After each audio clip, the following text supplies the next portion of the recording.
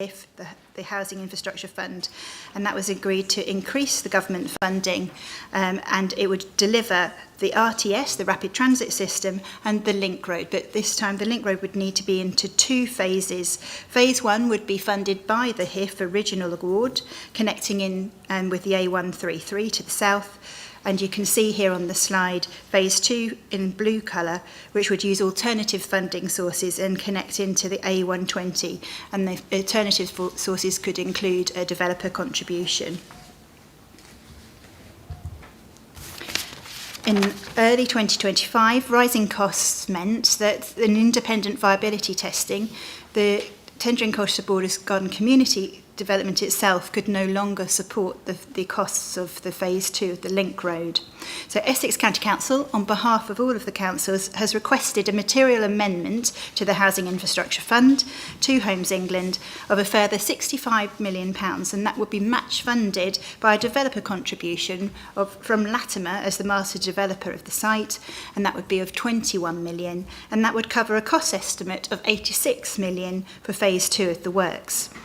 The £21 million is substantiated by earlier evidence that was submitted in support of the development plan document, which is specific for this particular site. It's further supported by a memorandum of understanding that was created in 2023, and that was between the councils and Latimer, and that governs the relationships and the expectations towards the delivery of this link road. So currently we're awaiting the outcome of that application for the material amendment to the HIF agreement from government. So there's been progress on the A1331. Phase 1 is due to complete in summer 2026. And Essex County Council appointed Octavius Infrastructure Limited as the contractor for that phase, and they've delivered local social value outputs, which should be noted, including direct jobs within the supply chain, training opportunities and community projects. And some of those training opportunities are T-levels and apprenticeships, so there's been a real benefit to the local area from this construction. Essex County Council is continuing with Land Assembly discussions for phase 2 of the link road construction with a backstop of a compulsory purchase order. It should be noted that phase 1 did not require a CPO, but it's there, it would be there, the paperwork would be ready just in case that is required. A contractor for those phase 2 works is likely to be appointed by Essex County Council in 2027. So, the recommendation tonight is that Tendring Colchester Borders Garden Community Joint Committee, you should note the contents of the report, which presents an update on the delivery of the A1331 link road and the Colchester Rapid Transit System known as the RTS, and also other work being undertaken to ensure that the forward funding transport infrastructure and services linked to the garden community are designed and delivered successfully. We also ask that you note and support the proposed delivery arrangements for the A1331 link road in phase 2, which is subject to funding and government's confirmation. Thank you. Open to questions. Thank you very much. I'm first now going to go to the public speakers, of which we have 2. So could I call Adam Hall from the Cockleford and Elmsted Action Group, who has 3 minutes, please. Is there microphones?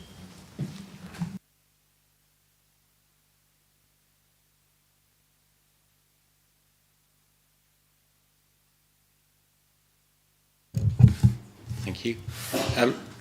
This is a prepared statement on behalf of Cockleford Action Group and Professor Anthony Vickers, who's not available to attend tonight. This is in relation to Allen's Far Roundabout. What I want to say is on behalf of the group and the members of it, there is, with the overlay we sent to Ms Lester, that will be on display on the computer screen, the image of the actual current state of the roundabout. I don't know if that's available. We can share that on the screen if you open up. If you could. There we are. So within that image, there shows an issue in relation to a restricted byway, which is Elmsted 21 that goes into Ardley 46. Now, this is obviously a restricted byway, which means that no mechanical vehicles are allowed to go upon it other than agricultural vehicles only. Now, therefore, SEAG requests that no public exits off Allen's Farm be completed for any other access other than the original agreed routes. The consideration is that this restricted byway, which has been used since April of last year by members of Allen's Farm and works and associated organisations, including SRC, which is totally illegal and has been reported several times to Essex Highways, and there is an ongoing complaint made to the Essex County Ombudsman in relation to this matter. The concern is that this restricted byway will be used as a shortcut through to avoid using the preferred route, which has already been installed to Allen's Farm. Also want to also amend the following: that the Allen's Farm roundabout linking to the side road should be gated as discussed with SEAG with the road developer to prevent illegal public use and the exit which leads onto the byway, restricted byway. And given that this link road is blocked between Tyre Road roundabout and Allen's Farm to prevent its use as a racetrack, failure to do this could lead to fatalities. And obviously we would like that minuted, quite specifically in the minutes of this presentation, that there is serious concern that people could be injured if access is allowed on the new completed phase 1 of the route. That's it for the time being. Thank you very much indeed for that. The second speaker is Amanda O'Connell, the Chair of the Community Liaison Group. And you have 5 minutes, please. Thank you. I won't need that on this occasion, but thank you anyway, Mr. Chairman. Good evening, councillors, Chairman, ladies and gentlemen. Thank you in advance for this infrastructure update concerning the RTS and Phase 1 of the A1331 Link Road. Whilst it is a relief to know that the application for further funding in the sums mentioned in the report have now been submitted by ECC to Homes England following that due diligence procedure, I wonder if the committee or ECC has been given any indication as to when a decision is likely to be made by Homes England. Also, whether they've been given an intimation of the approval mechanism, that's the processes or stages in central government which have to be gone through before the final decision. Is it also known whether any further funding granted would be released in a lump sum to ECC or in a phased manner, and whether that additional funding would also be subject to a deadline for expenditure as the original HIF money was? Once the funding has been released, and if I understood aright, it will be released to ECC and dispersed by ECC, could I ask whether ECC will be using the usual best value procedures when tendering for contractors to build the second phase of the link road? I think it was just mentioned actually. And whether they plan to expedite this process to avoid further unfortunate rises in the cost of building materials. For example, by inviting tenders now, as agreed plans and planning permission are already in place. Importantly, could the committee or ECC give an indication as to how devolution may affect this, particularly with regard to the responsibility for delivery and expenditure of the further funding? Are they taking steps to alleviate or mitigate any potential delay that may occur as a result? And if so, could they share what preparation is taking place to avoid this and what steps these are? For example, appointments or dedicated task groups. And finally, but very importantly, could I ask please, again I think this might have been mentioned a few minutes ago, whether any steps have yet been taken to purchase the land needed for this link road phase 2, as CPOs are notoriously long-winded, again to avoid any delay when this further funding is released. Is there any money left from the original funding that can be put towards this? Thank you very much. Sorry, a lot of questions there, but hopefully you can address those. Thank you very much. Thank you very much. And Jonathan, can I ask if you could address the ones that you're able to address, please? Yes, thank you, Chair, and thank you for the questions. I think I got all of those down, but forgive me, others can come in if I've missed any. I'm happy to go in order and start with the questions from Adam Hall and the Crockleford Elmstead Action Group. And thank you for sending those in advance, including the image that was on screen briefly. Appreciate the concern as to how the existing public right-of-way network, including byways, will intersect with the new infrastructure that's on site under construction. We have heard those concerns previously, and I can confirm it is the intention that as the project concludes construction, there would be a gate at the north of that roundabout that you saw on screen, which restricts access from the public highway, which is a necessary public highway to access Allen's Farm, onto that byway, which should prevent, or at least strongly make difficult, any use of the byway inappropriately by vehicles not authorised to use it. The request was, or the opinion was given that the new A1331 should be closed to traffic north of Tye Road once construction completes. We do not currently intend to do that. As I mentioned, accessing Allen's Farm at the north of the A1331 is a key objective in the interim until phase 2 is delivered. So doing so, closing the A1331 north of Tye Road would leave Allen's Farm without sufficient access. The current access to Allen's Farm is from a temporary route across a landowner's land. So permission is on a permissive basis, access is on a permissive basis, and the agreement we have, as I understand, is that reverts to being access for the landowner only once construction is complete. So it wouldn't provide sufficient access, public access for the tenants, visitors, and other users of Allen's Farm, which hosts, it's not just a farm, it hosts a number of businesses and other tenants and occupiers. I'll come on to Mando O'Connell's questions on behalf of the Community Liaison Group. The HIF decision, we would like it to be made as swiftly as possible for the reasons that I think are behind many of your questions. We all want phase 2 to be delivered as soon as possible. As I understand, as of my update from Homes England today, it is very, very shortly to go to the board, which is the formal governance for the Housing Infrastructure Fund programme. They would then take, it's likely, several weeks to finalise their decision. We understand a recommendation will be made to the board to approve our funding request of £65 million in grant, but there are no guarantees on that, and nor would I imagine Homes England would give us any assurances as such until the decision was more properly made than it is today.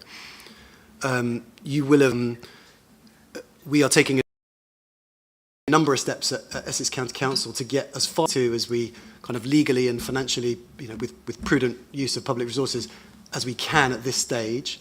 That includes lining up our own governance procedures so that we've got a published proposed decision for our Cabinet to take on the forward plan for Essex County Council. So the Cabinet meeting that we hope we'll be able to meet is the 24th of February.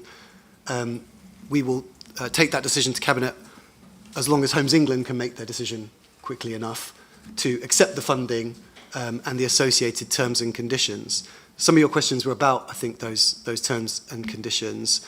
I've noted your other question about the approval mechanism at central government. So in effect, the HIF board is the key approval body, but that board is comprised kind of cross-government. There are representatives from Treasury and the National Infrastructure and Service Transformation Agency on that board. The further funding that would be granted would not be released in a lump sum to ECC.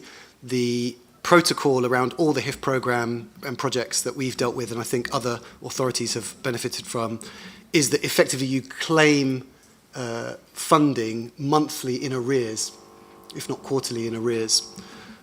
So ECC takes on the obligation to deliver the infrastructure and appoint the contractors and pay for it. And then we show valid claims to Homes England and they reimburse us. There would be a deadline for the expenditure, as there has been for all the other HIF programmes, projects in the country. We're negotiating with Homes England to get as long as we can to deliver the infrastructure. Because, yeah, if you're in a rush, it's not particularly commercially prudent. Will ECC be using best value procedures? Yes, and the procurement regulations would compel us to do that. So we would procure a contractor for phase 2 under the usual highways frameworks that we can access in an open and public transparent manner. There are the programme team is very focused on any measures they can take to potentially expedite delivery. So that includes some of the points you touched on. There is a team in place now who kind of week in, week out, in fact, I'm going to a meeting tomorrow to meet with one of the affected landowners to set the terms of negotiation to acquire land. But it is mentioned in our forward plan entry that ECC is preparing to potentially issue a compulsory purchase order if necessary, should those land negotiations not conclude successfully. So steps are in place to purchase that further land, and we have a contractual mechanism where we can request from Homes England their consent to use any available budget remaining in Phase 1 delivery, and bearing in mind Phase 1 delivery is under a single contract with the rapid transit system, to acquire land and to assemble land. So there is at the moment, as it stands today, sufficient budget to progress significantly with land assembly and acquire those pieces of land needed for Phase 2. And the more we can bring forward the programme in terms of land assembly and activate our colleagues in terms of detailed design, as you said, it has planning permission already, but detailed design, engineering design, we do want to get to the procurement process and the appointment of a new contractor as soon as possible, because as you say, the quicker we can deliver, the less we're exposed to inflation risk in the future. Your last question, I think, was about how will devolution affect this. Devolution is a movable feast in Essex right now. There is a statutory instrument in the making to create the combined authority. That will be subject to further governance, I believe, from all three constituent members of that combined authority, and is likely to take place after local elections in May. There is also a process of local government reorganisation, which at the moment is on track to go through with new unitary authorities vested as the local authorities from April 2028. So it's inevitable that the delivery of the Phase 2 of the Link Road, if subject to funding being confirmed, would run across the devolution and perhaps more pertinently the local government reorganisation timeline.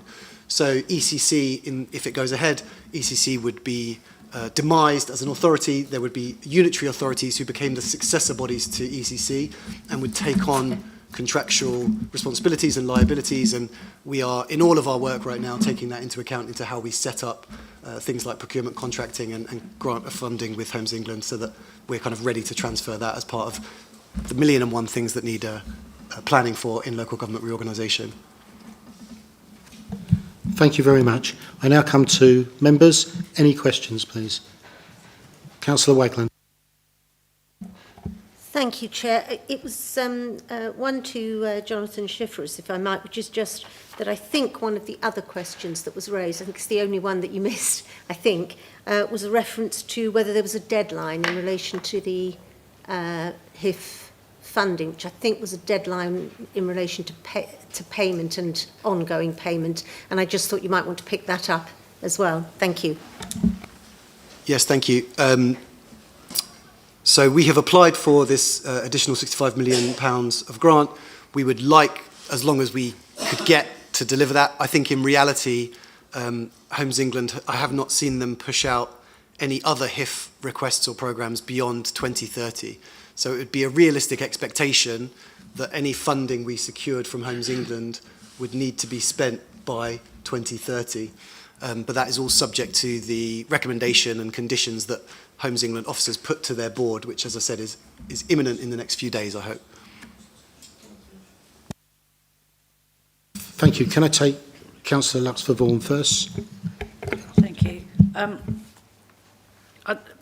Thank you to the Community Liaison Group, because you've picked up quite a few of my questions.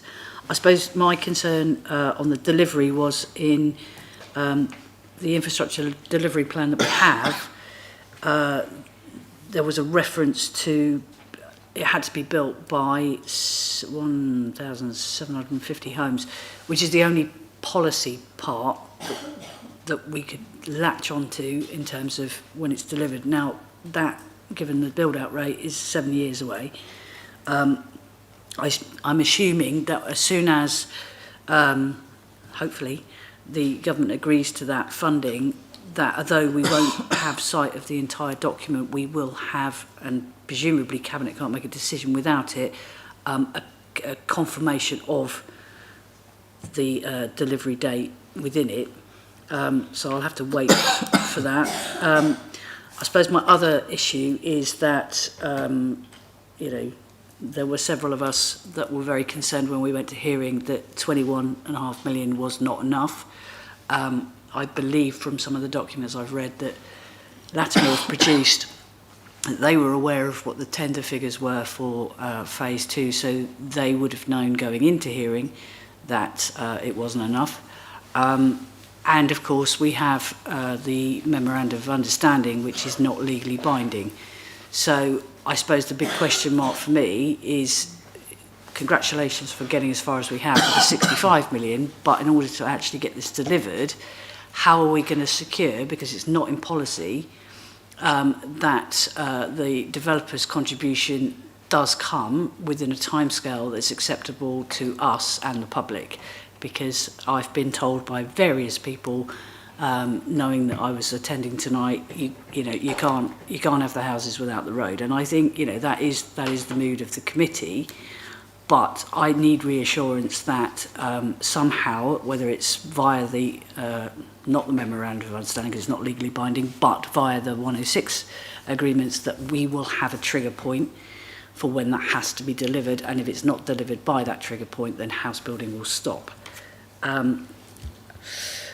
Other points I was going to mention about the tender, and I presumably, I'm reading between the lines here, Jonathan, but I'm thinking that as soon as we've got the green light from government, you're going to press the let's go to tender, because obviously even your estimated costs, which are the most up to date, will probably not be realistic. No contractor sort of holds their price for longer than 12 months, I would have thought, probably less than that. So, you know, the sense of urgency that goes with that, if you could just reassure me that it will go as soon as we've heard we've got the money.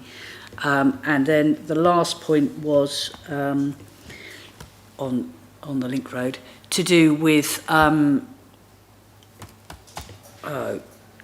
England. Now, they objected to certain things at hearing, one of which was things like the modal shift calculations and the traffic assessments. Now, that, I've been told, has been pushed to Latimer to re-prepare them on the basis of the scheme that they're going to be putting forward. So can I have some sort of reassurance that Homes England are not going to turn around at the last minute and go, we're still not happy? Because also one of their points was a safety one to do with the A120 and the slip roads. I'm not an engineer, I don't profess to understand what their problem was, but of course at the time when we did that, the assumption was that the A120 was going to get billions of pounds spent on it in terms of safety, and of course we know that now that that's also not taking place. I've got other questions about the RTS, but maybe I should just stop there for now. Jonathan? Yep, thank you, Chair, and thank you, Councillor Luxford-Vaughan. Yes, it's correct, the IDP references the delivery of the link road within what's termed in the IDP the first phase of development, which is defined as the first 1,750 homes. Should the funding bid to Homes England be successful, it would need to be supplemented by a developer contribution, and in proposing the 65 million grant amount, we have had in mind the viability tested DPD, which defined a £21 million developer contribution. So it's in effect match funding, which gets you to the full cost estimate as it stands today. You mentioned that, you know, the Cabinet will need to be advised on the timelines for delivery. We will push for as long as we can from Homes England, but 2030 is the most realistic deadline we will have for the Homes England funding, and overall delivery is likely to need to align to that, because that if you go beyond that, you can't spend the Homes England money. Appreciate the going back to the DPD examination in public some kind of 18, 20 months ago. We had a discussion at that table about the likelihood that the costs would be in excess of 21 million when it came to the years in which we were delivering. I want to be clear for the record that there was never a tender process for phase 2 as a standalone project. the £21 million figure, in effect, was derived from an estimate based on an aborted procurement exercise for the full link road, which revealed, as was presented in Amy's presentation, the extent to which the Homes England funding at that time did not cover the full amount, so hence the two-phase approach and the de-scoping at that point. How are we going to secure the £21 million developer contribution, which was in Amy's presentation? That would be through the determination of the planning application, the negotiation of heads of terms of a Section 106, and then the signing of a Section 106. So we would need, Essex County Council would need it to be a watertight, robust, legally defensible, legally enforceable payment from the developer. The Section 106 obligation around that 21 million would be defined in relation to certain triggers at some point in the development. I want to be clear that if and I hope it is the case that the link road is delivered by 2030 or the early 2030s, that would be well in advance of that 1,750 home figure and within the first phase of development. In your questions, I just wanted to also mention that the £86 million total cost estimate does include both a risk buffer, which is deemed appropriate for this stage of project development. So you have a planning permission, you have a series of extensive kind of surveys and investigations which reveal quite a lot about the conditions you'll be working in. And the 86 million also includes an assumption about a forecast of what inflation is most likely to do between now and the early 2030s. That assumption may prove overly generous or underly pessimistic, but we have obviously modelled our overall cost estimate based on inflation, so we are trying to hedge the risk of being caught out by inflation taking hold. You mentioned Homes England objecting to things at the hearing, which I think means the examination in public hearing. Homes England were not a party to the examination in public, but National Highways were a party to the examination in public. We are liaising really closely with National Highways now in order to, in part, demonstrate to Homes England that they support the Phase 2 scheme, which they do, and to get ahead of certain issues around how we construct the scheme and what requirements are in place. They will obviously be a key stakeholder, and we will liaise with them as we construct Phase 2 should the funding be successful.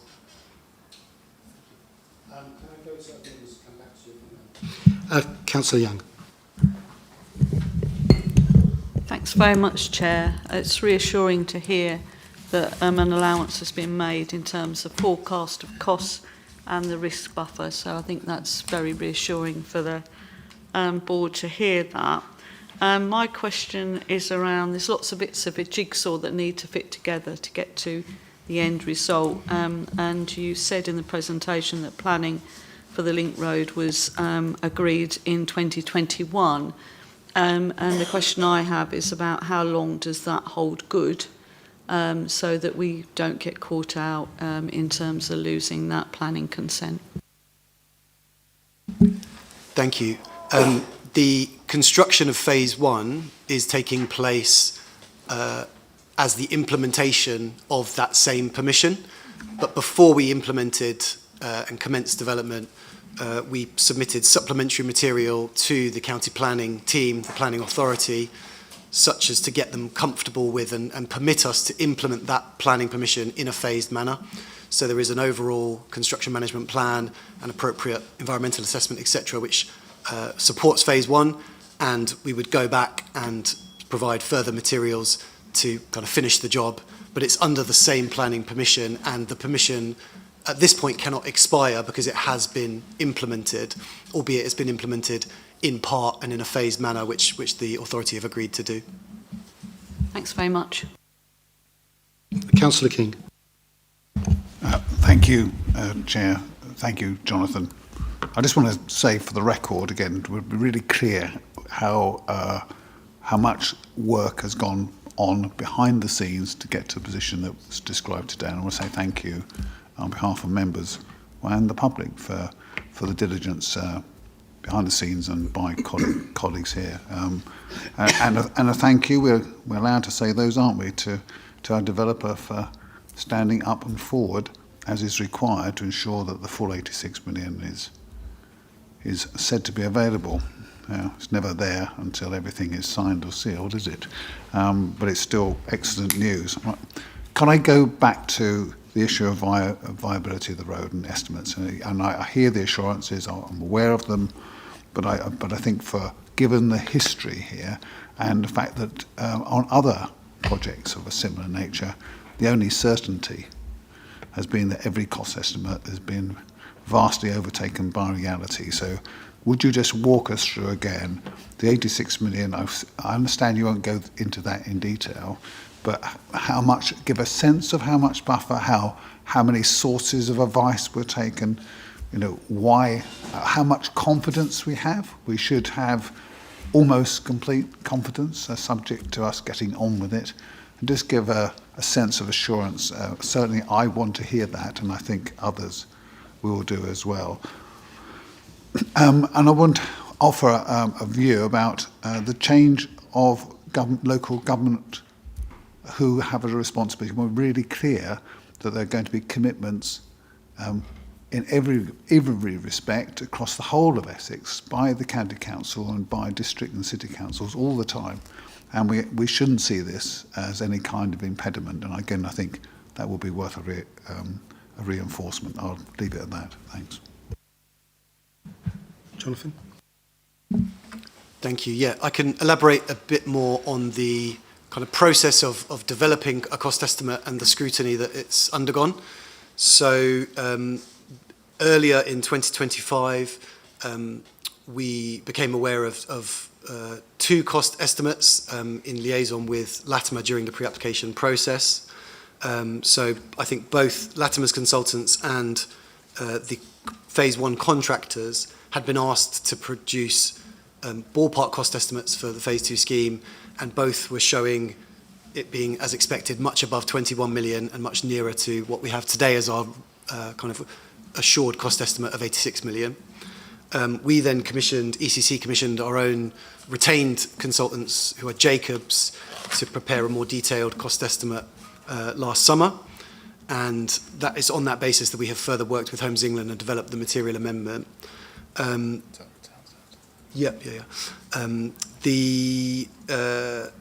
The process of scrutinising the 86 million figure has included what's called a quantified cost risk assessment, where a series of risks, I think there are about 30 on the spreadsheet, which look into every element of design and different elements of infrastructure, different licenses, mitigation, planting. The full elements of the scheme are both given a kind of likelihood of occurring and a range of costs as if they occur. At this stage of the project, it's appropriate to take what's called a P80 score, which means that you look at the potential risks and their likelihood, and you quantify all of them, and through a kind of algebraic process, you say, well, if we assume that if we run this scenario 1,000 times, 800 times, it will be at least better than this figure. And that figure is in our cost estimate as the kind of risk envelope. So it's not kind of 50-50, it could go better than this, it could go worse than this. We're assuming that 800 times out of 1,000, it may be worse. So there is a healthy amount of risk contingency built in. And then what we do with our cost estimates, so we then have an expenditure forecast. So how would the £86 million be spent from today until, in this case, we've modelled it on kind of early 2030. We then apply the most recent estimates from the Building Cost Information Service, BCIS, which is the industry standard, and we then kind of map those out over the next 4+ years. And these are kind of monthly updates from them on what they think cost inflation would be. I would point to the last few years as being kind of historic, or kind of, infamously challenging times for construction cost inflation, the impacts of the COVID pandemic and supply chain shortfalls, the enactment of change in trade through Brexit, the war in Ukraine. On another scheme in Essex, we had actually ordered our steel from a steel plant in Ukraine before the war broke out. So that period has been particularly hard. Forecasting is not perfect. You don't know what will happen, but those cost estimates are considered robust. And it's also in Homes England's interest and in fact in Latimer's interest, to know that we've got a good handle on forecast costs. So Homes England also appoint their own independent due diligence cost consultants to scrutinise everything that we submit to them. And in effect, prod, challenge, second guess.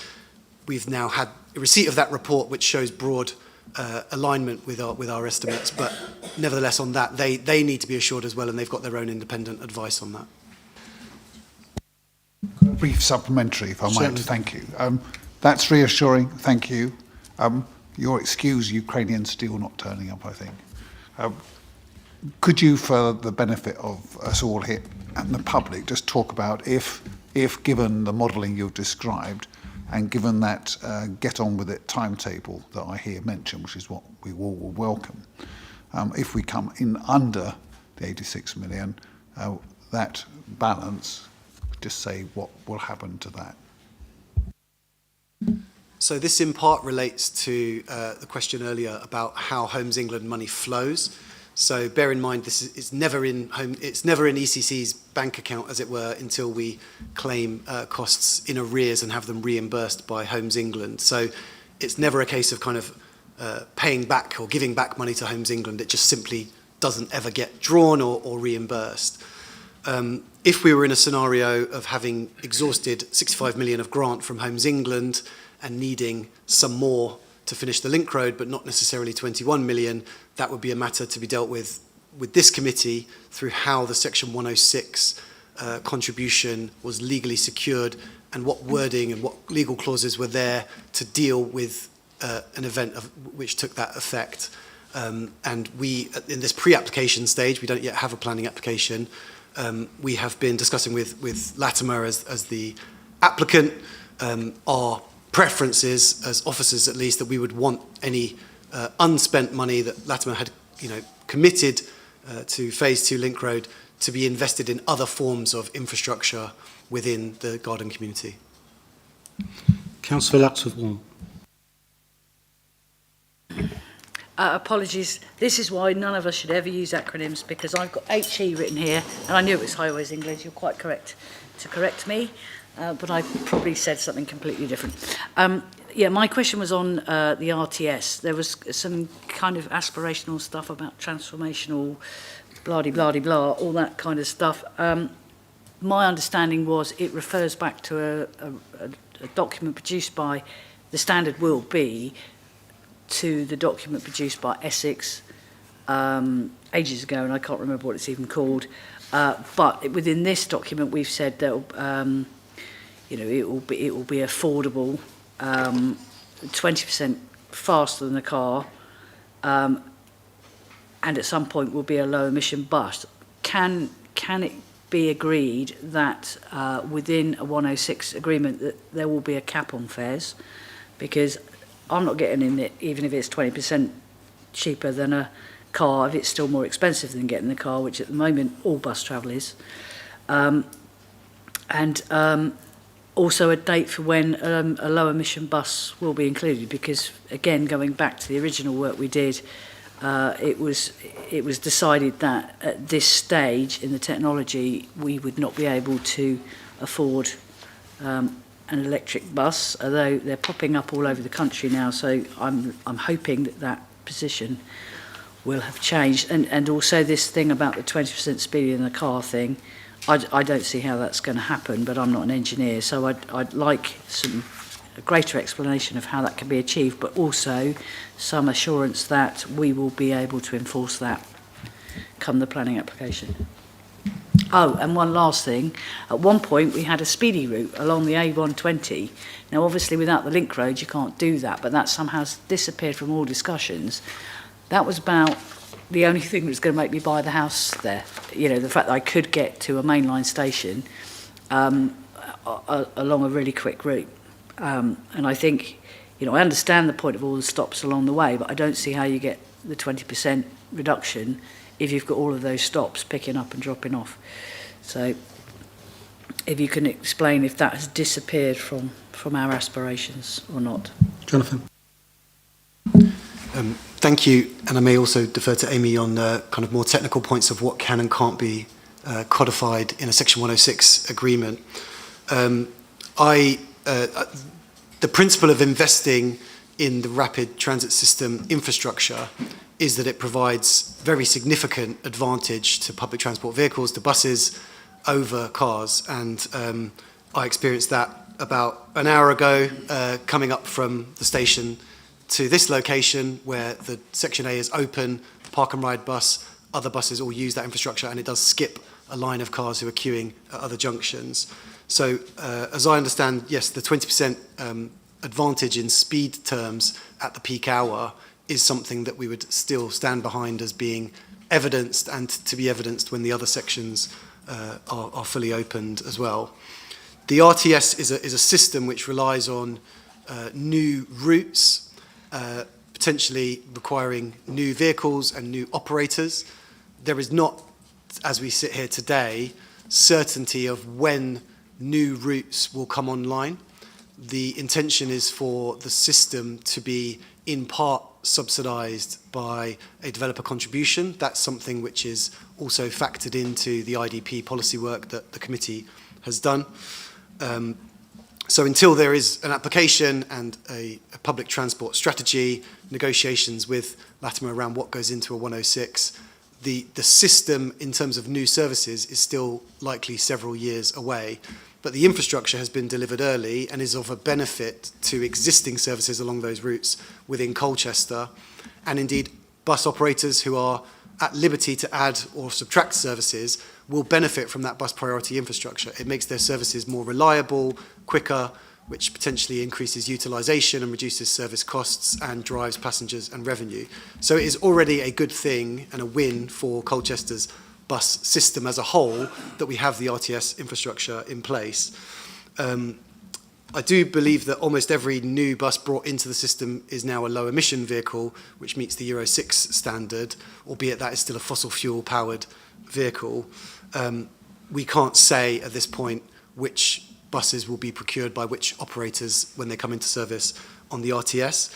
I would note in relation to both local government reorganisation and devolution, there is quite an important and not yet settled position on which forms of bus commissioning and bus franchising would sit either with a combined authority, should that come into effect, things like integrated ticketing and concessionary fares passes are likely to go to a combined authority, whereas the unitary authority as a successor body both to ECC and to district, city and borough councils would be the Transport Authority and the Highways Authority. So there is some detail to be worked out through Devo and LGR around how buses are commissioned and who can set the terms of that. But the aspirational change, the journey time reliability, is something we stand behind.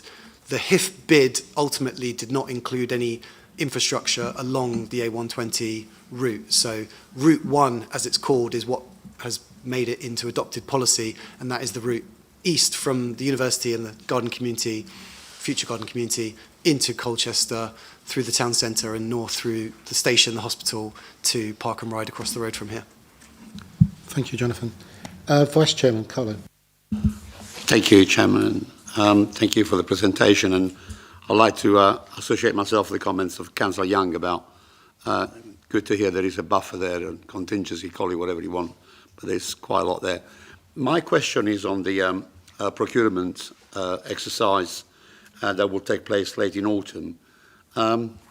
If, as you have already explained, Jonathan, the board is due to be imminent and a decision is about to be made, and can that time scale be brought forward?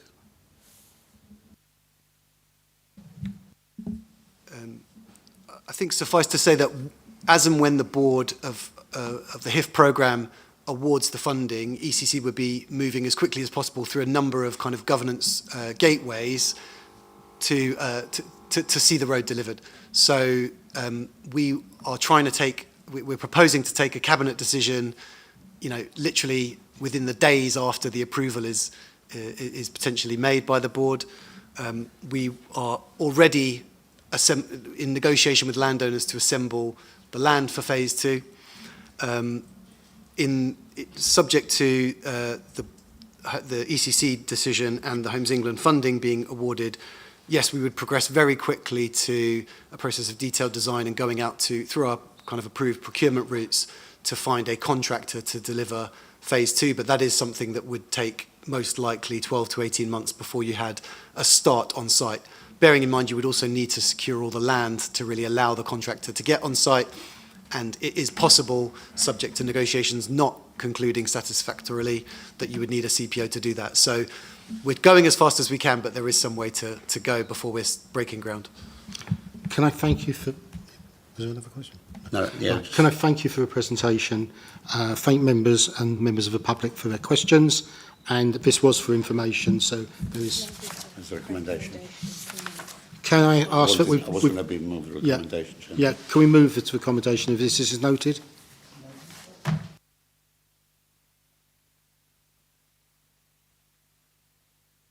I'll second it, Chair. Is that agreed? We move on to agenda item 7, and Amy, I believe you're going to be presenting this. Thank you.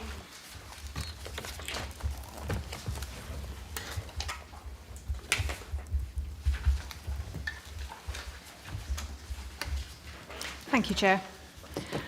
This item seeks agreement from the Joint Committee to a scheme of delegation which sets out the types of planning decisions to be delegated to officers and those that will remain for consideration by the Joint Committee. To date, the nature of decision-making responsibilities has rested with the Joint Committee and have mainly focused on the plan-making process in respect of the now adopted DPD. The emphasis of the Garden Community Project is now shifting into development management, and this item has been brought to the Joint Committee in preparation for this next stage in the programme. The strategic and policy setting decisions for the garden community, including endorsement of the DPD and the granting of relevant planning permissions, are decisions for the elected members of the Joint Committee rather than officers, given the significance of the development and its cross-border nature. For the garden community development, it is appropriate for important decisions to always be taken by the Joint Committee. Therefore, only selected types of decisions of a more minor, technical and time-constrained nature are suggested for delegation to officers. This will allow the smooth running of council functions, timely determinations and an efficient turnaround of planning matters aligned with the government's statutory targets. The scheme of delegation in front of you this evening has been prepared to ensure that the Joint Committee can focus on applications considered to be significant, controversial or contrary to policy. Without a scheme of delegation, the changing nature of the project into its development management stage would place a significant burden on the Joint Committee in terms of work and time.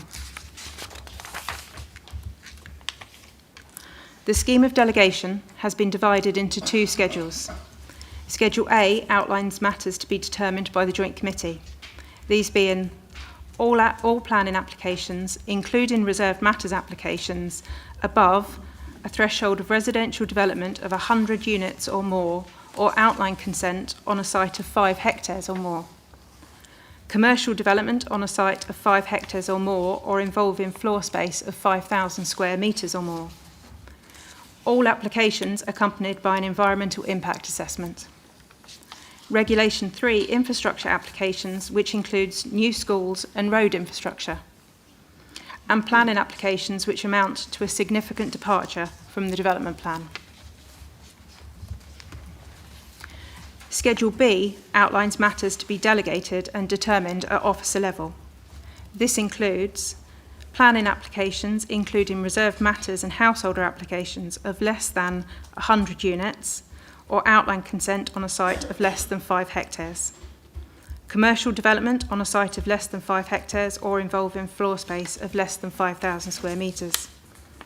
Schedule B goes on to list other types of applications also to be delegated, including prior approval applications, lawful development certificates and advertisement consents. It also lists other matters to be delegated in consultation with the Council's legal services, finance officers and monitoring officers.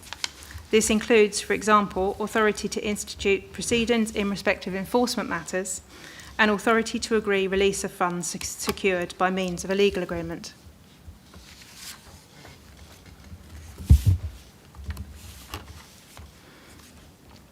Schedule B matters would be determined by joint agreement of officers from the three authorities. Should joint agreement not be reached, then the matter would be brought to the Joint Committee for determination. There are exceptions to Schedule B applications, these being any application which is significantly contrary to adopted policies or a departure from the development plan and which is recommended for approval, subject to a call-in request from any ward or district councillor, submitted by or on behalf of a councillor, honorary alderman or council officer, or submitted by or on behalf of any of the councils. In these cases, the application would be brought to the Joint Committee. It is currently the case that all local planning authorities have their own scheme of delegation, but these vary widely across the country. All three partner authorities of the Joint Committee already have established schemes of delegation in place for planning matters, and these are appended to the report. As part of broader planning reforms, the Government is bringing forward a new national scheme of delegation with the intention of providing a consistent framework for decision-making. The established model of the Joint Committee and the Garden Community Project aligns with the intent of the Planning and Infrastructure Act with regard to strategic development. The proposed scheme of delegation has drawn on the direction of travel of emerging national legislation. It also provides consistency with the existing schemes of delegation of the partner authorities. In conclusion, the scheme of delegation in front of you this evening will allow the Joint Committee to consider complex, locally sensitive and strategically important applications. It will also allow subsequent post-permission matters, such as reserved matters, for key later phases to be brought for determination.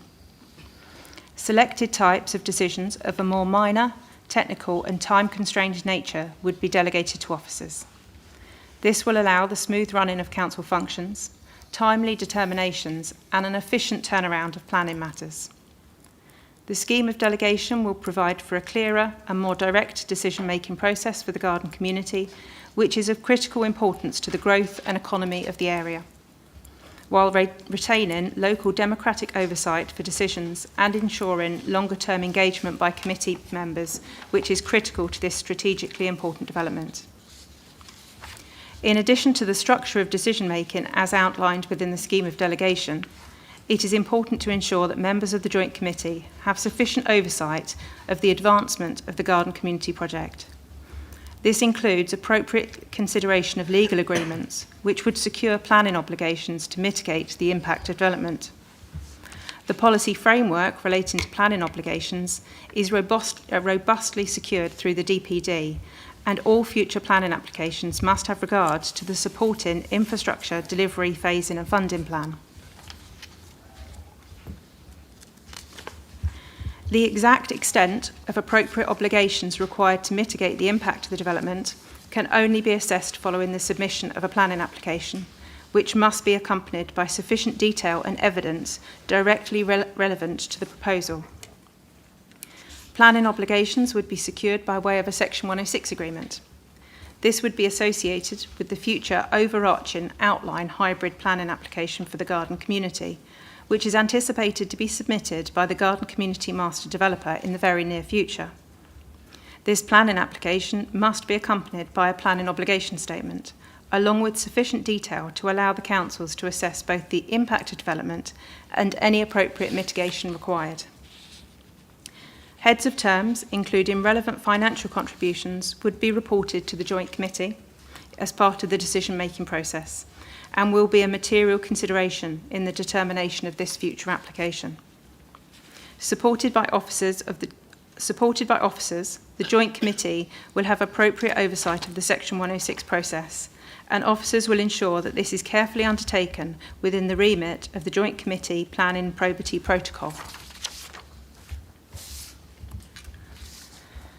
In consideration of the report in front of you this evening, officers recommend that the Joint Committee exercises its powers of delegation and agrees to delegate authority to officers of the partner authorities for joint agreement, those matters as outlined within the appended scheme of delegation to officers. Thank you. Amy, thank you for your presentation. I'm going to go to public speakers, and the first speaker is Sir Bob Russell, who has 3 minutes.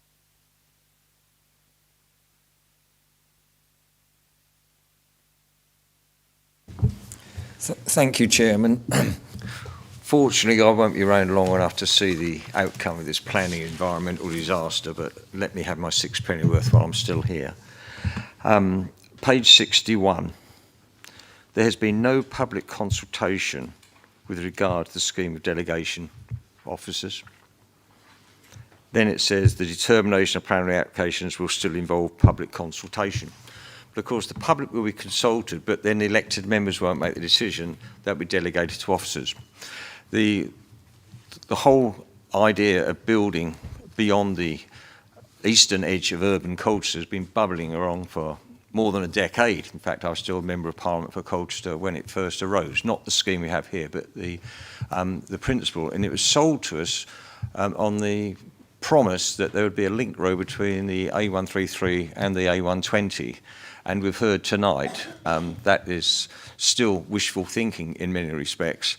And just as an aside on the rapid transport system, it's a glorified bus lane, let's be quite blunt about it. £18 million has just been spent along the Northern Approach Road, up the top end there. But when it gets to North Station, a purpose-built bus lane has been removed, so it's no longer part of the RTS, been converted into a cycle lane, believed to be the only purpose-built bus lane in the country from which buses are banned. But coming on to my concerns about the delegation to officers, this scheme has changed over the decade of consultations. I've been involved as a member of the public, going to various presentations.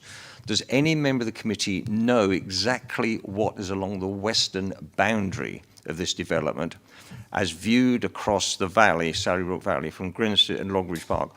What is going to be on that western edge of the development? Because it has changed. It has changed from there being nothing visible other than what's already there to at least two alternatives I've seen. One is of a school, and then the school's gone and the housing's gone there. So has any elected councillor seen what is proposed on the western boundary of this development as viewed across the valley from Grinstead and Longridge Park? Because the public has been led to believe you will not see anything of this garden community village on the top of the hill. You look across the valley and what you'll see is what you see now. There'll be no visible intrusion of new buildings. So bearing in mind that the officers could delegate up to 100 houses, this scheme has already changed about what's along the western boundary. There's nothing to stop them having 5 hectares of commercial buildings up there. There's nothing there to stop them building houses along the top there. So at the very least, I would suggest that anything along the western boundary must come back to this committee, because the people of Longridge and Grinstead and anybody else who's been involved in the public consultation has been led to believe that looking across, I'm repeating the point, Chairman, quite deliberately, because this confidence and trust. I have no confidence in trust. The scheme has changed from there being nothing visible across the valley to there being a school across the valley to being houses across the valley, and I don't know what the current arrangements are. Thank you very much.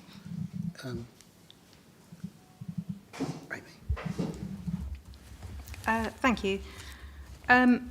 So with regard to future planning applications, they will all be subject to the same standard procedure with regard to public consultation that we deal with all planning applications, both at Tendring and Colchester. So every planning application will be subject to public consultation, and if it falls below the threshold for joint committee consideration, there is the exception tests and the call-in requirements where any ward councillor or district councillor can call in the application if they deem that to be appropriate. With regard to the impact upon the views across Salary Brook from Longridge and Greenstead, that was very well considered during the development of the DPD, and it was discussed at length during the examination of the DPD as well.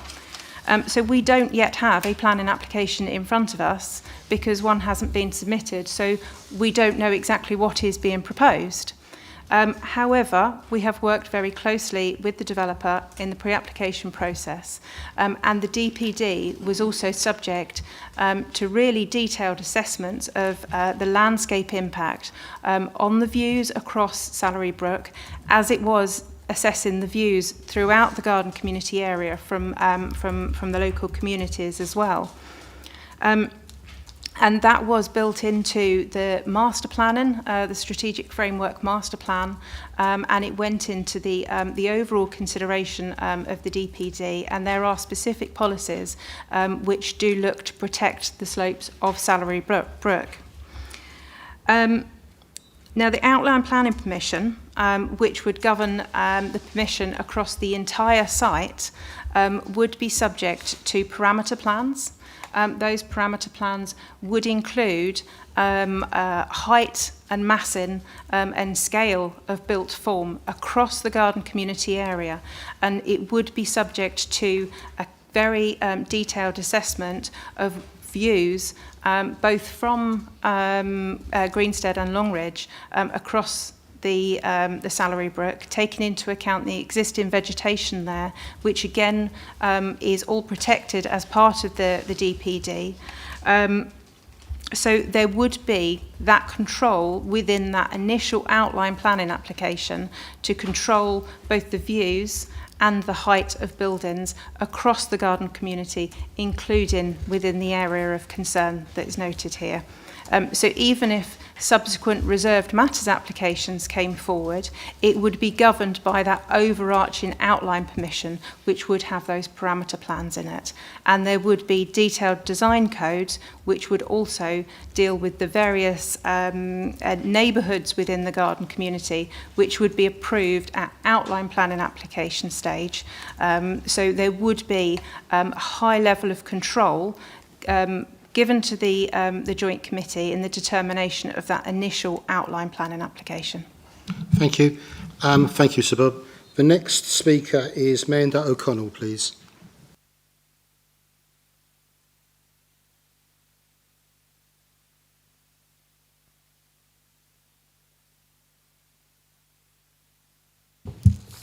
Thank you, Mr. Chairman. I have just one thing to say, which is the Community Liaison Group support the scheme of delegation, as it would seem to offer a less bureaucratic and more timely route to achieving the same ends, and the planning officers are recognised as experts in their fields and fully committed to the aspirational goals of the garden community. That's all. Thank you very much indeed. Well, can I call the last speaker first and then come to colleagues, please? The last speaker is Councillor William Sunnox. You have 5 minutes. Thank you, Chair. I've come along this evening to ask for what assurances we can be given that will be proper democratic oversight of the key decisions relating to infrastructure funding.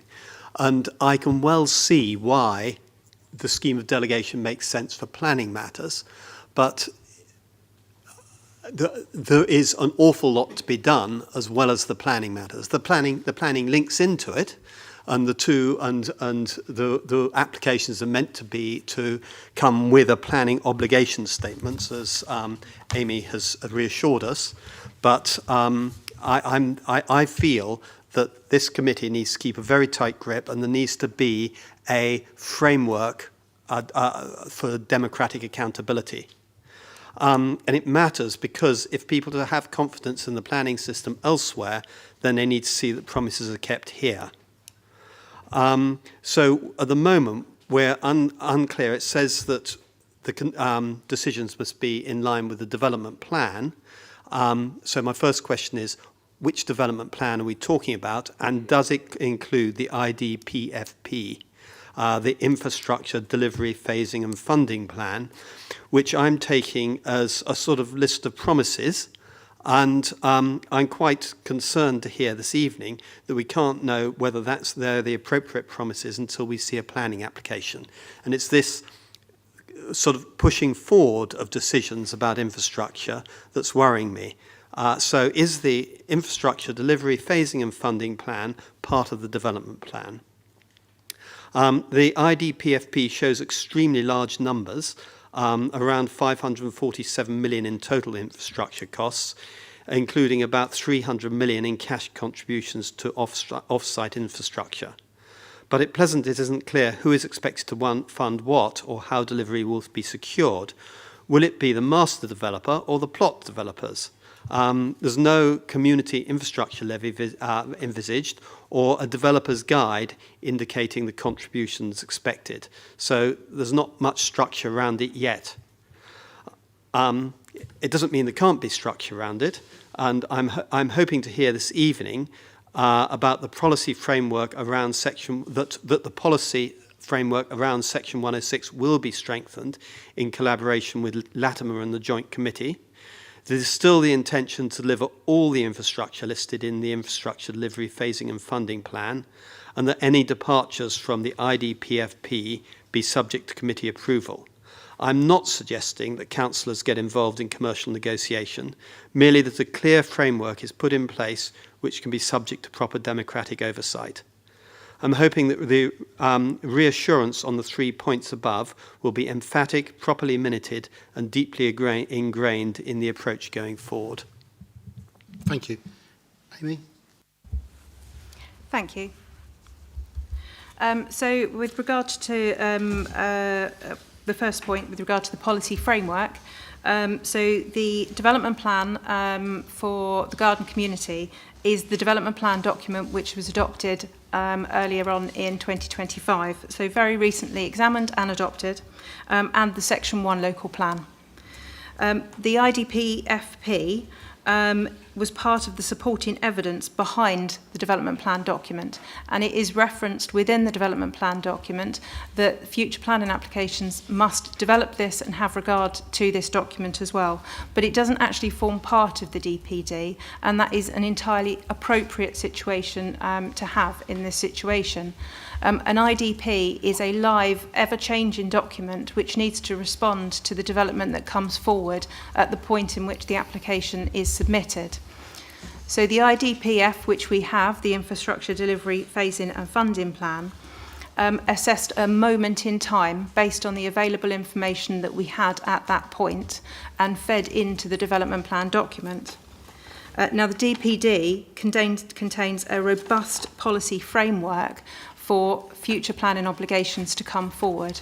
It identifies the required contributions that would be needed to support the development and mitigate any impact of the development.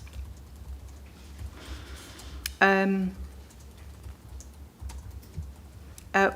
we have the planning application in front of us, it will be at that point in time that we will then assess the development impacts and the mitigation that is required. Now that may be different in some instances from what has been established within the IDP, and it is for that purpose that we do not want to rely on a document such as the IDP, which can become outdated over time. It needs to respond appropriately. It is anticipated at this stage throughout the pre-application process that all the requirements in the IDP-FP would be met by the development coming forward. And when we have the planning application in front of us, that will be robustly evidenced throughout the application documents and assessed by planning officers and presented to the committee for consideration as a material consideration in the determination of this planning application. It may be that some elements of the IDPF that were identified at that time are no longer required due to changing circumstances. And it may be that there are other elements which weren't identified throughout that period that we now need to pick up and secure as part of the planning application. This isn't a matter of pushing the decisions down the road to a later stage. It's about having them taken at the right point in time based on the most appropriate evidence that we have. The Joint Committee will have a full oversight of that process. And we would expect detailed heads of terms to come forward as part of the committee report that would be put in front of the Joint Committee for consideration. And it would be for the Joint Committee members to weigh that up in the planning balance and come to an appropriate decision. Thank you, Amy. I now come to members, and the first hand I saw was Councillor King. Thank you. Thank you, Councillor Sundix, for raising an issue that allowed you to say, Amy, how this will be handled. So this is not a walking away from. It's absolutely an opportunity taken, thank you, to reinforce how the process will work, which will bring to us what is going to have to be a very rounded set of propositions to enable us as a committee to agree to the planning approval, provide the planning permission that's required. So that was really good to hear. That gives me some measure of confidence.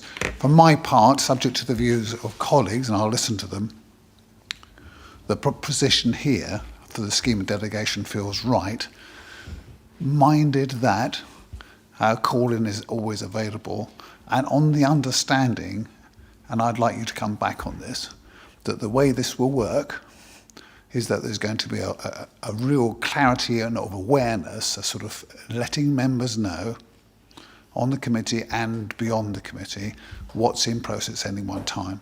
You know, we're going to get into hugely complex conversations, aren't we, around the planning permission and all that will follow, changes and alterations and individual approvals. And there's a lot of growing up, I think, in terms of understanding of this. So I just play back, for me, in principle, this feels right on the basis that we have a clarity and an understanding of where we are at any one time or what's coming next. Thanks.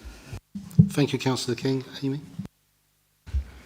I think that's really important to note that what we have ahead of us in the determination, or the consideration and determination of the planning application will be incredibly complex. This will be the biggest planning application in Essex when it is received, and that will take an immense amount of organisation, both on the part of officers and joint committee members, to understand the proposal in front of you and to be able to reach a balanced and appropriate decision when that time comes. There will be moments and opportunities throughout that process where officers will provide you with information, take you through the process and guide members so they are fully aware of the process and any points in time that need to be outlined and explained and undertaken throughout that process. So you will be, when you come to the point of consideration of that application, fully aware of everything that you need to be. So it's not going to be a matter of the application is submitted and then it goes quiet. We will have a structure in place, and that is by the planning probity have already agreed with yourselves, take you through that process so everything is dealt with appropriately there. Thank you, Amy. The next hand I saw was Councillor Luxford Vaughan. Thank you, Chair. I think just going back to what Sir Bob said about the views across Grinstead, I agree, Amy, that there's some very sort of defined things about density and heights and what have you. But one of the examples I would use is there was an idea that there would be a sports stadium in the area south of the A133, and I asked at the hearing, you know, what conditions could we put on that? So, for instance, if it's an open-air sports stadium, but they decide to have a gig every single night that goes on till 3 o'clock in the morning, is there any conditions we could put on that about noise pollution? Equally, if it's a stadium with floodlights, you know, is there a point at which those go off? And we were told over and over again by the inspector at the time, you'll be consulted as a member of the public, as a ward councillor, etc., etc. I suppose my concern is, and I appreciate what you're saying about the infrastructure, the planning infrastructure bill. You know, I personally think it's an erosion of you know, the democratic right of residents to actually start, you know, saying what they want to say and influencing development. You know, there is that problem. You know, I have a resident with an extremely strong reason. They have to rely on a ward councillor to call it in. Now, there's all sorts of problems there with political balance.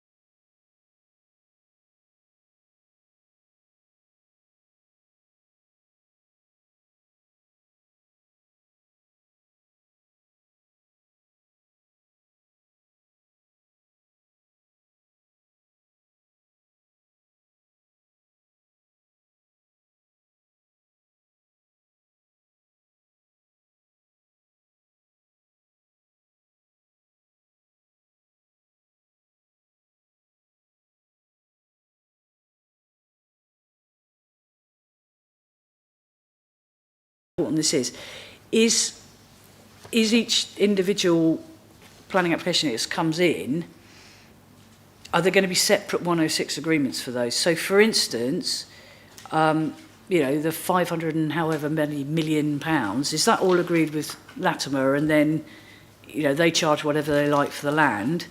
Or are we in a position where potentially we have, you know, a plot sold, and on a regular basis, that developer then comes back and says, oh, look, there's a viability issue. I can't pay the 106 you want. Because, you know, we all know as ward councillors that is happening over and over again. And that was the whole point of banging on about viability and having that evidence for hearing to say that this project is viable.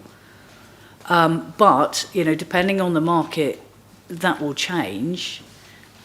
And apart from the amount of time it takes to have that argument going backwards and forwards, and the cost of getting independent people from our side to argue that viability does work, I just want to hear, actually, those separate plot negotiations don't have to take place, that already, for every plot, there is a figure, and it doesn't matter who's developing that, whether it's a small, medium or large developer, that's the money that's coming out, and if you don't want to pay that, then don't start building. That's what I want to hear. Amy. Yes, so there would be an overarching section 106 associated with the first outline hybrid planning application, which would cover everything, and that would be with Latimer, the applicant, as the master developer there. So that would cover the entire development process. So you wouldn't get a situation where you would have multiple legal agreements individually negotiated on each individual plot, which, yes, you're entirely right, would become entirely unmanageable over time. Because we are looking at a very long period of development here, it certainly means that there would probably be review mechanisms built into that section 106 over time, and it would be an incredibly complex section 106 that would be allowed to respond with the development as it developed over time. But there would be one overarching section 106 which would pick everything up as it was required. That wouldn't preclude other developments coming in and slotting in, which would maybe need other section 106s, which would respond to individual situations associated with that. So if, for example, you had another development which would sort of slot into the development, come forward in, say, 20 years' time, it might be a different set of situations there, and you would have another section 106 associated with that. But no, the broad intent would be that that first section 106 would pick everything up, and that would be then under consideration at this initial stage there. Going back to your first point about conditions and how we can control things such as floodlighting, noise, those are all entirely reasonable conditions that could be attached to the grant of permission. So those would be considered at that outline stage. And then there would then be reserved matters applications which would come forward with further details, which again, there could be further conditions on those at a later stage. But yes, things such as control of noise, floodlighting, hours of operation and times, those would all be captured within the planning application. Any future reserved matters or other applications for things such as schools, where there would also be potential things such as floodlighting and noise situations, all of those applications would automatically come to the Joint Committee for consideration as outlined within the scheme of delegation. With regard to the member referral scheme that you mentioned, we have drafted the member referral scheme to try to pick up the three different authorities that are obviously party to the Joint Committee, to allow any member of the three authorities to make a referral and call an application in if required. So it has picked up on all the requirements across the three to make it a fair playing field for members across the three authorities. The request in the first instance would go to the head of planning or the relevant officer at the authority in which that member was part. The requirement to outline the reasons for calling in a scheme is a relatively standard approach, that you can't just call a scheme in with no reasons actually given. So I think that is a standard approach and entirely reasonable in this case. Given the strategic nature of this development, the impacts of it are far-reaching, much further, it will be felt much further than just the immediate neighbourhoods such as Elmstead or Wivenhoe. So allowing any member across the three authorities to call it in is appropriate, and there would be appropriate reasons to call in such an application because of the strategic nature of it. Thank you, Amy. Before going to any other member, can Lisa Hastings has asked if she could come in on a point. Sorry, thank you. Amy's just picked up the last point I was going to make with regards to the strategic nature, and the form actually says directly impacts the ward to which I'm elected to, because, so all it's really asking for is why does it directly impact that particular ward. In my experience, where there can be examples of where things are called in for other reasons that are not related to the planning application, and this is really just to respect that relationship between ward councillors, that they've been elected to a certain ward for certain, to represent their communities. So that's why it's there. It's just to give some, a bit more information on why it would be called in. The other thing I would say is, and it related to the question you had about who makes the call on whether it meets the requirement or not, I would expect would be the case with our officers across the three councils that will eventually become one. That there will be a degree of, collaboration and practicalities of, just agreeing what is the right thing to do. And I can't imagine that the three heads of planning would be sort of disagreeing on whether something should be called in or not. The final thing I'd say is whilst it's not explicit in this scheme of delegation, all officers working with the three councils will have something in their constitution which says any officer acting under delegated authority does it on certain principles, exercises it on certain principles. So that would be about understanding the having your political awareness radar switched on. Also, as well, consult with the relevant members where necessary, and also to make sure that you are recording your reasons for any decisions. So all I wanted to make the point is it's not explicit in here, but every single officer who acts under delegated powers would be doing so within that remit of being a local government officer. So that's just to give you some reassurance on that as well. Thank you, Lisa. I will come back. I'm going to, if I take them in the order that I saw hands, is Councillor Young, Councillor Wagland, Councillor Baker, and then I'll come back to Councillor Luxford. Thanks very much for the contributions so far. I feel duty bound to clarify the allegation that the western boundary has been shifted western to impact on views coming from Greenstead and Longridge. And I'd just like some clarification on that point, please, Amy. There has been no encroachment of the developable area onto the Salary Brook slopes.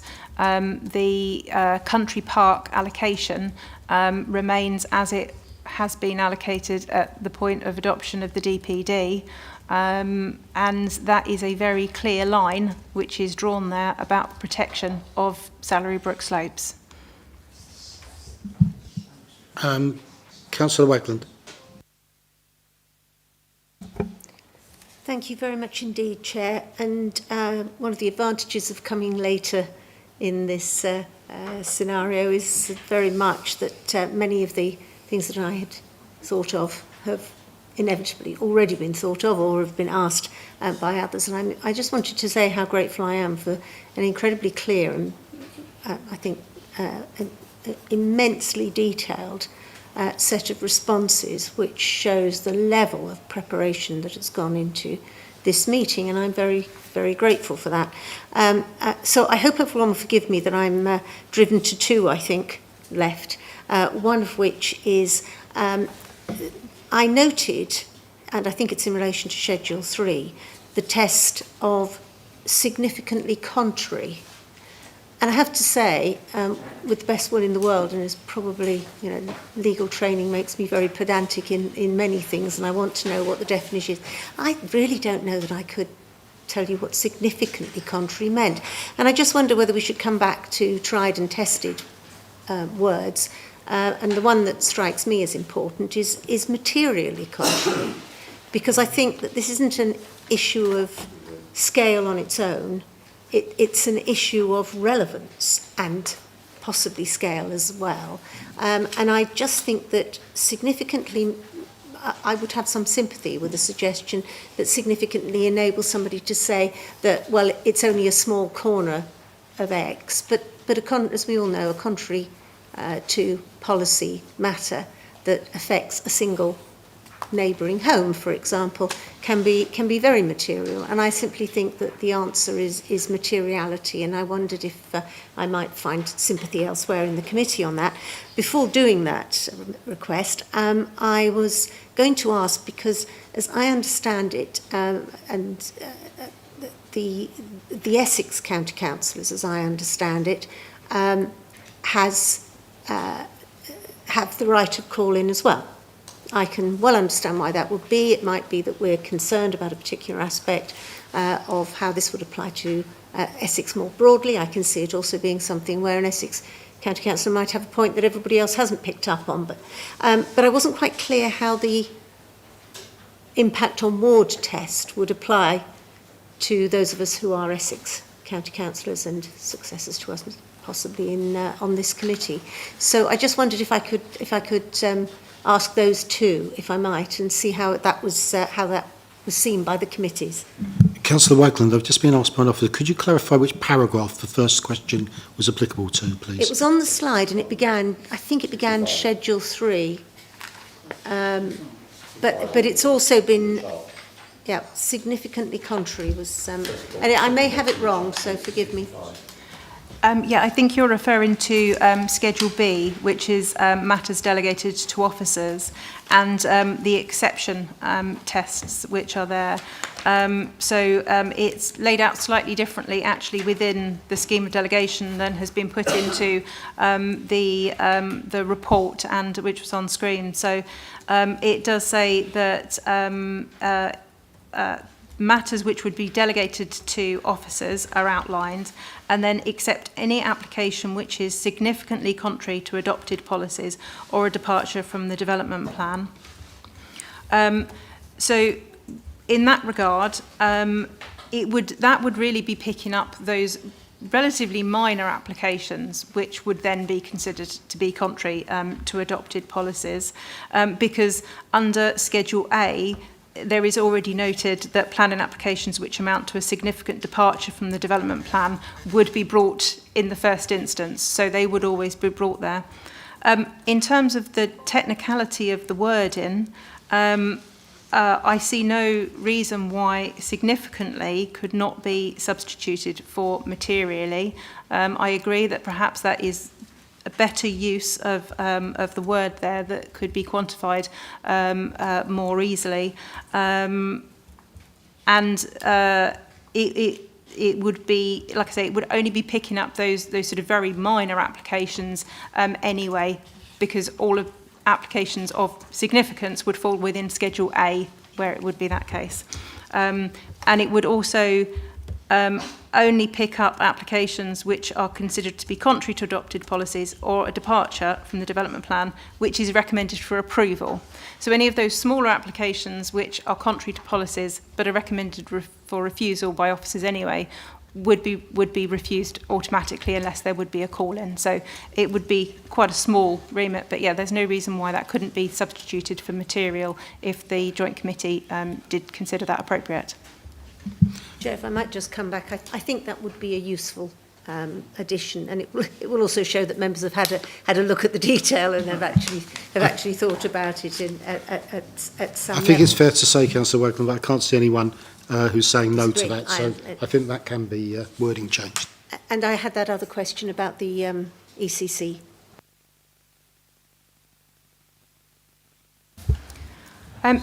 So, sorry, can you clarify what your concern is, that you feel that ECC... Oh, sorry, Lisa, maybe you can understand that a bit better than I do.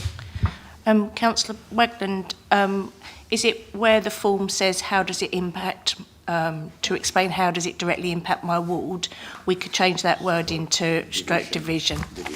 Yeah, so ward stroke division.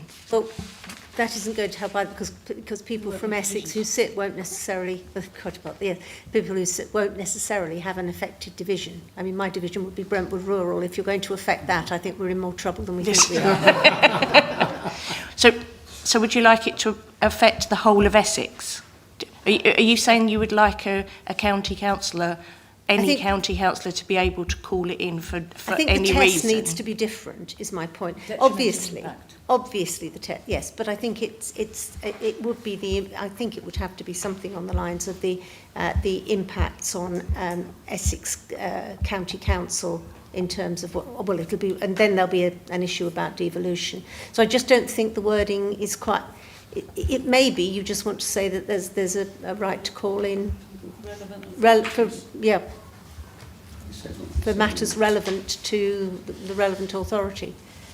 But there won't be an impact necessarily on the ward or division of the person who will be sitting in, for example, my chair. Do you see what I mean, Chair? I'm not actually saying I do see what she means. No.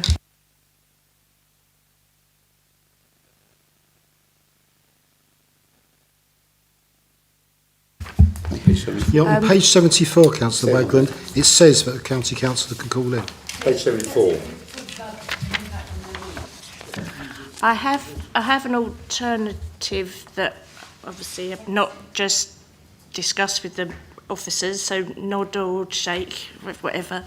But what we could do is, I get the point about county council functions, but maybe it would be then the relevant portfolio holder could call it in. as opposed to any councillor across the county. That seems very sensible. That seems it. Yep.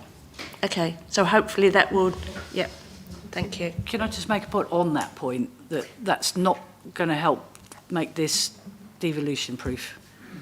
Because you won't have, well, we don't even, we're not going to be calling things wards or divisions, and we don't know how appointments, the portfolio holder may have totally different titles, mightn't they? So with any policy and procedure that any one of the three councils or the joint committee is going to be adopting from now until LGR will have to be on the basis that those policies and procedures will need to be reviewed at the relevant time, depending on what happens. Everything is changing at a rapid pace. But, if we have some form of clause in there that it is, regularly kept under review, then we would have to do that as things change. But at the moment, I don't think we can LGR or devolution-proof anything. I would have suggested or equivalent post holder of any other responsible body that may result from local government reform. Okay, can I take Councillor Baker and then I will come to you, Councillor. Thank you, Chairman. Interesting questions there, actually, that I hadn't thought of. But I've just got a couple of questions, actually, with regard to the delegation, not necessarily the form. So we mentioned the national scheme of delegation that government is looking at bringing in. If that impacts on the delegation that you're asking us to approve tonight, then I'm presuming that we would then have to revisit the whole aspect of delegation to officers, because things might change that government decide must go to officers or must go to committee. As we know, with the MPPF and everything else, things change on a weekly basis, it seems.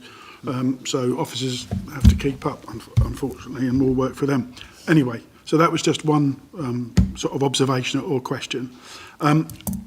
Also, if the committee, after the outline application, which is obviously going to be the first application for the whole site, along with, obviously, we presume detailed, and a detailed application for the first area. If the committee, after that, or at the end of that, decided that they wished to deal with specific reserved matters, and obviously this is what happens at each council in their own way, then that request would have to be agreed by the committee, I'm going to ask, even if normally that matter would be delegated to officers. So for whatever reason, if the committee decided actually we want this to come back, would the committee have to make a specific request for it to come back at that meeting, if that makes sense? Thank you, Chair. Amy? Yes, there will be situations where the Joint Committee could specifically request that particular elements are referred back to the Joint Committee for consideration at a later stage. So if for example, outline planning permission was granted, but there was a particular element which was anticipated to come back for reserved matters, I'm going to pick a school, for example, even though that would automatically come to the Joint Committee anyway. If you had identified that, then yes, the Joint Committee could specifically say that all matters relating to that school or maybe this parcel of development should be referred back to the Joint Committee for consideration. That would be the case. On to your first point about the national scheme of delegation. If and when the national scheme of delegation comes in, yes, that would take precedence over the schemes of delegation that we do have. That would be imposed on local authorities. We have, however, drafted the scheme of delegation that's in front of you tonight to be consistent with the direction of travel which the government is outlining for the scheme of the national scheme of delegation. We don't know exactly what that scheme of delegation nationally will look like. We don't know what the final outcome of that will be.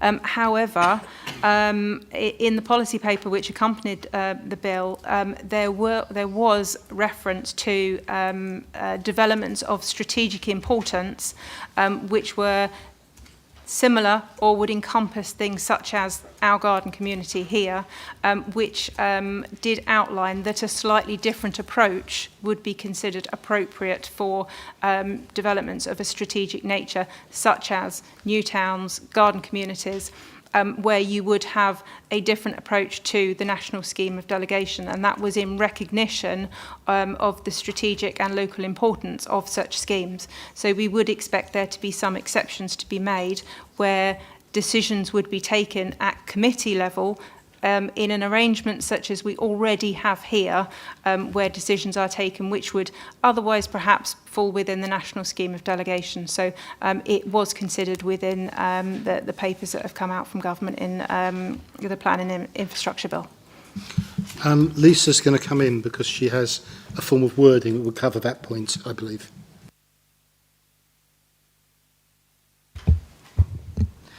Thank you. Listening to the debate from members, obviously this is just a proposal being suggested by officers, so it would require a member to move it if considered appropriate.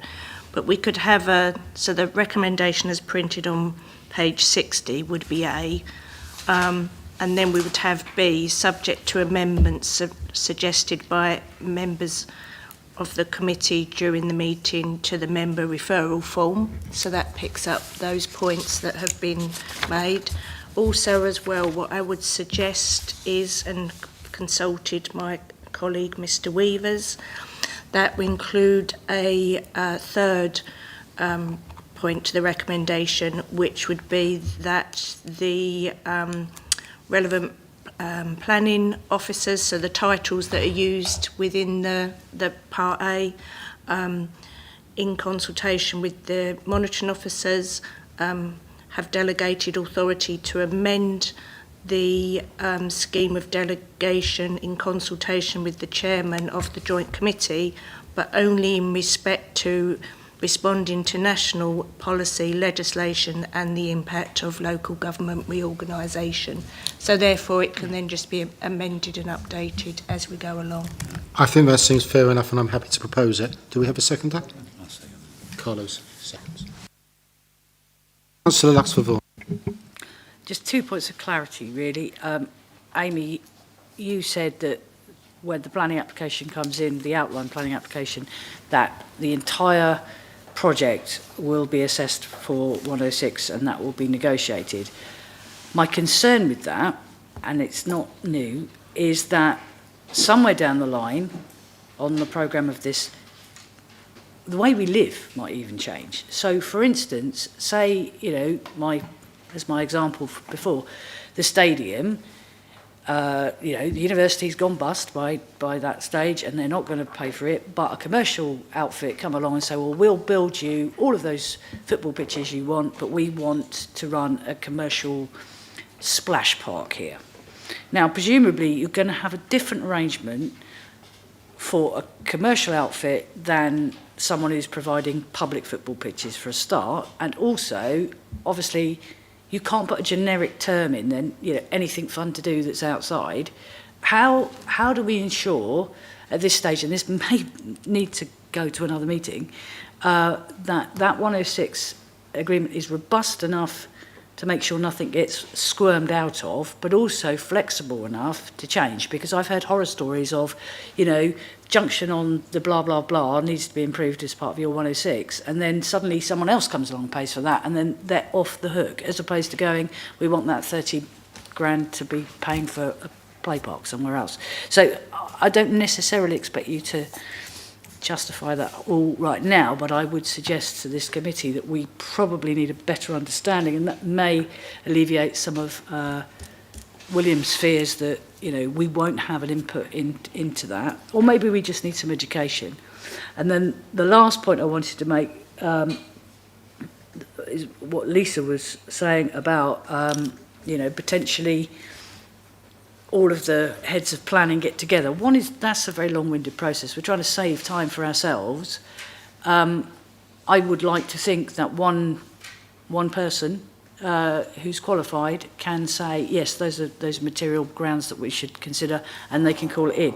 I would say, on the basis that I don't know and work with the heads of other planning from other authorities who have completely different strategic priorities to us, until such point as we become a unitary, I'm not comfortable with that, and I couldn't vote for this on that basis. Now, that's nothing to sort of derogatory say about Gary. I think he's fabulous, but I don't even know who has his equivalent role at Essex. I have a relationship, as do my other ward councillors, with our head of planning, and I would like to think, you know, if I put something in front of him that he said was ridiculous, I'd accept that and go away. But if he then supports that, and then he's told by two other authorities, no, that's not going to wash, then I couldn't support this scheme at all. So either we clarify it is, as the wording said, it's one head of planning without consultation with the others, or I can't vote for it.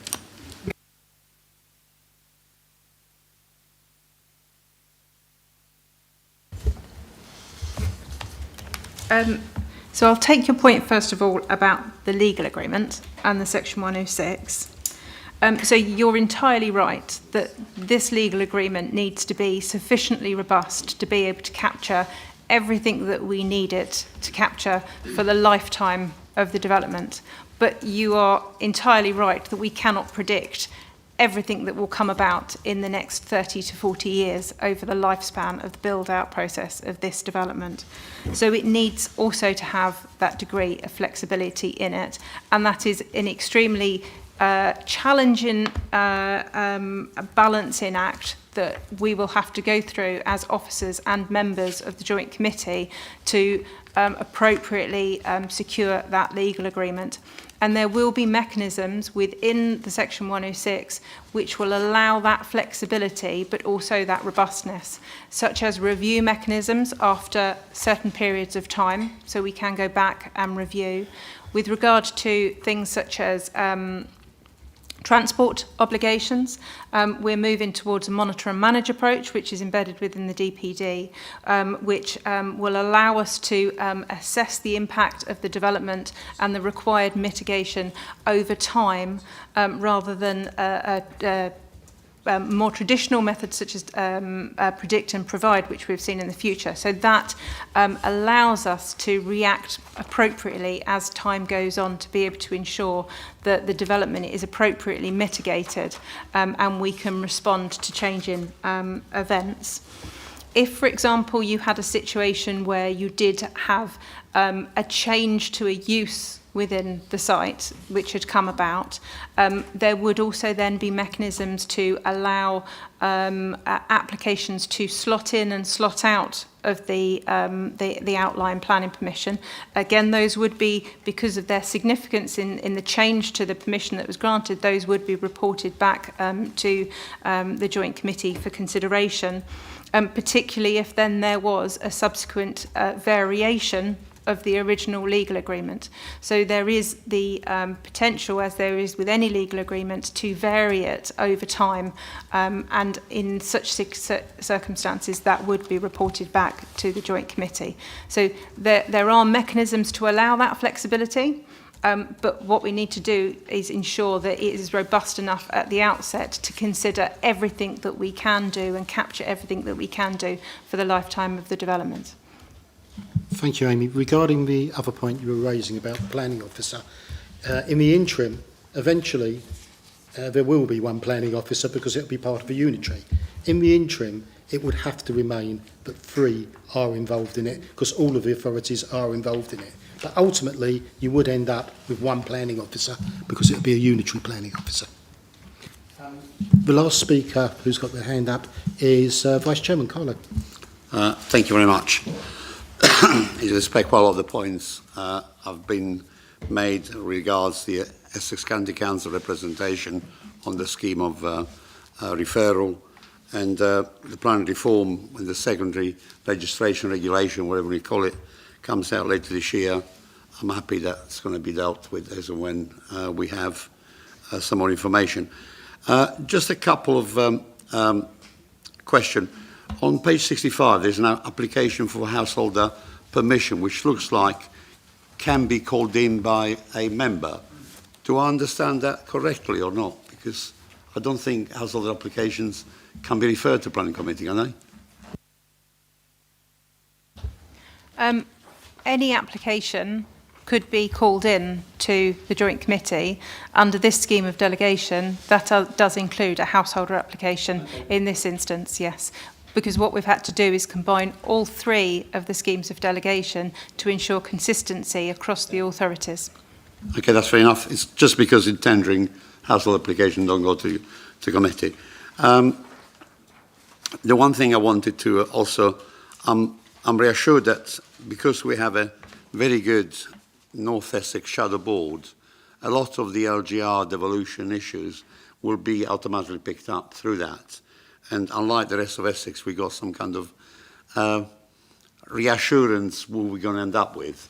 At least we know that Braintree and Colchester will be part with us in tendering.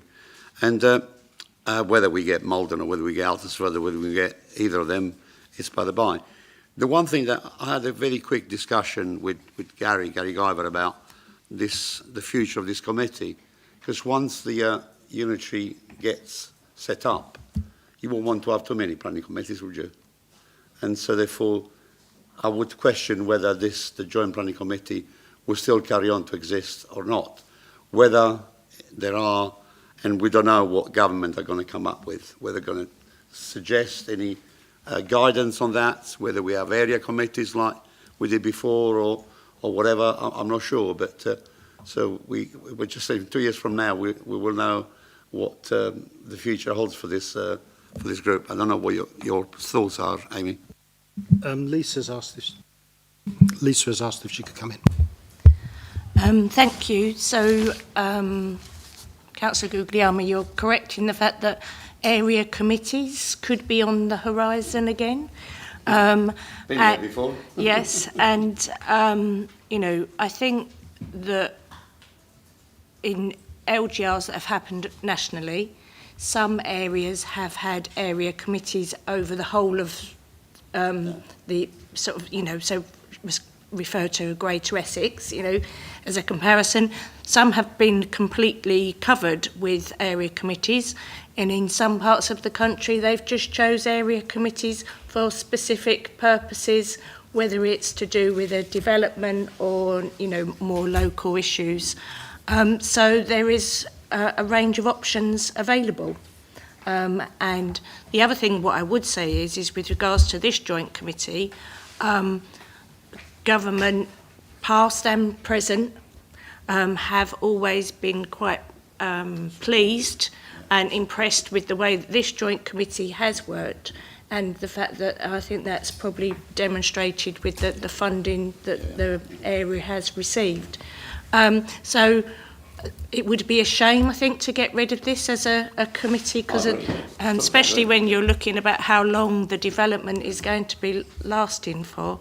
And, it's a model that I think some parts of Essex have started to look at, look for LGR going forward with regards to area committees. So I suppose it would seem a shame if we got rid of it when we've done so much hard work. But, that's not my choice. That's just, we'll be putting options forward for the councils to consider. Thank you very much. Thank you, Lisa. Chairman, did you move the specific amendment or the additional recommendation? We will come to that. But Yeah. So Councillor King just wanted to... Thank you. I just want to acknowledge what a awakening conversation to have.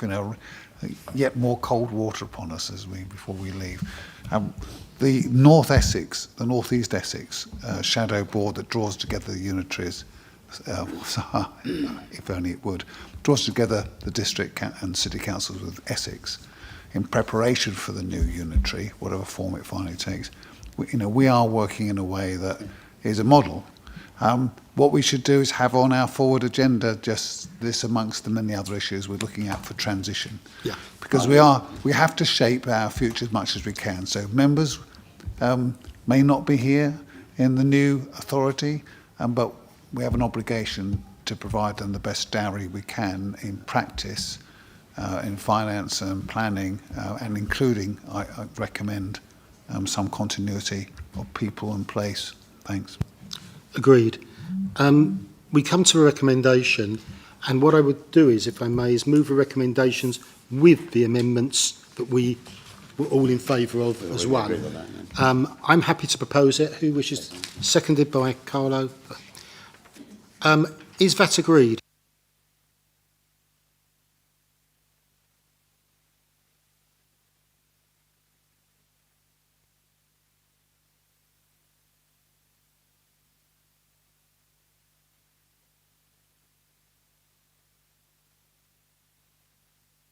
Agreed. Agreed. Can I particularly thank members of the public? Can I thank our officers for excellent presentations and answering the questions? And can I thank colleagues? And can I wish you all a good evening? Thank you.